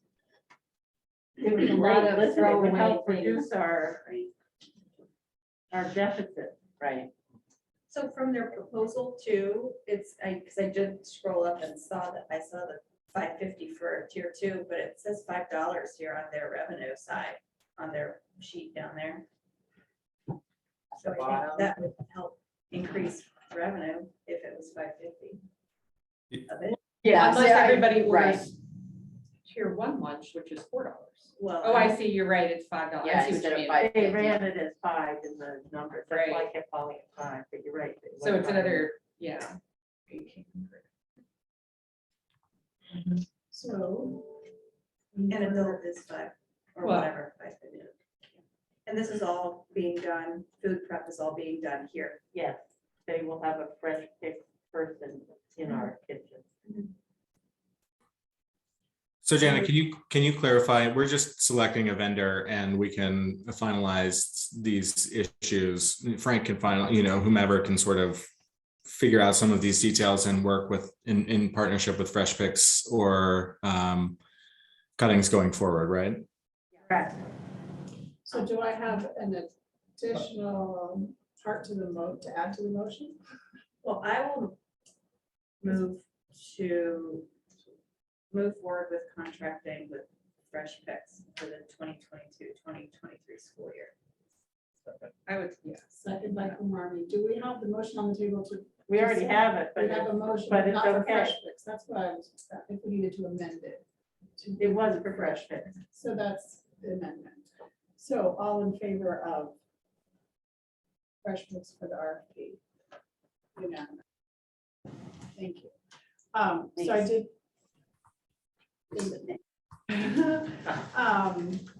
So next item is to approve the transfer of unused vacation days to the next fiscal year for administration, which is outlined in the contract.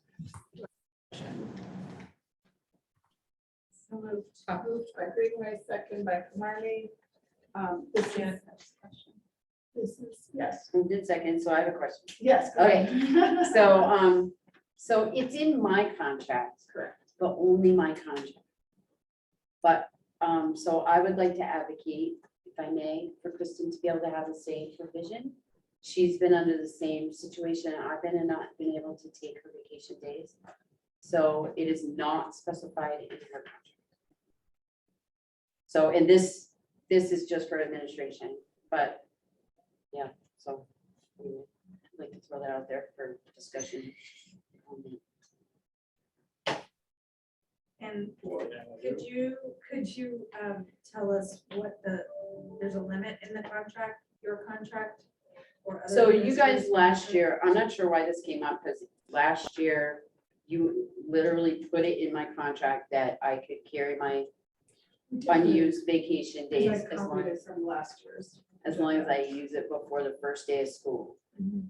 And that's actually written in there, so I'm not sure where this came from. But Kristen does not have that provision. And who else is included in this ask? So this asks for admin. Kristen's not admin. So this was my error, that I literally was looking at last year's agenda for the last, and I forgot that we had already written it into your contract, so that's my error. But, so we can be doing it basically instead of for admin for Kristen. Are there any other admin that?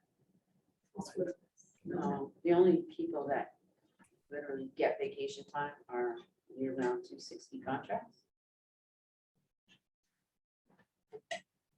So to amend the motion to approve the transfer of unused vacation days to the next fiscal year for our SAU administrative assistant.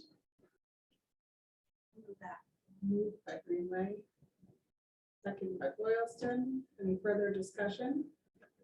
To be used before the next school year starts. All in favor? Okay, motion passes. Thank So you. there was one other agenda item that I had added, for those who printed earlier. This is not controversial. So as you all know, Carl Furstenberg had stepped down as Bedford Academy Lyme representative. And so I had asked a few people, I had met with him and we had talked about a few people to ask to step into that role, to have a Lyme representative on the TA school board. And Rebecca Hennessian has agreed to do this. I just wanted to go over, well, do I have a motion to approve Rebecca Hennessian? Moved by Glenshaw. Second, I could do by me.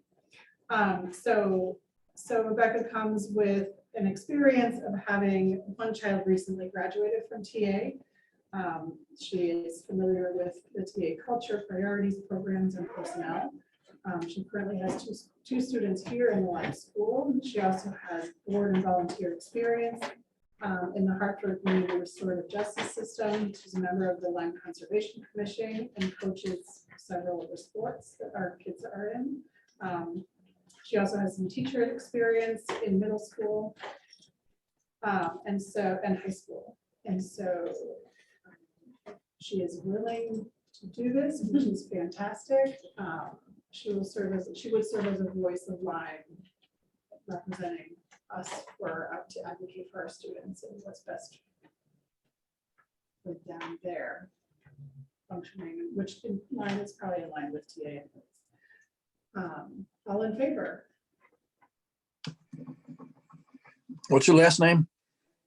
Hennessian. I'll send you an email with all of the names spelled out, Roger. Thank And so with that, we have no other business. Move to adjourn. Move to adjourn by Burke, seconded by Cromartie. This might be a record at 9:22. Thank you for joining us tonight.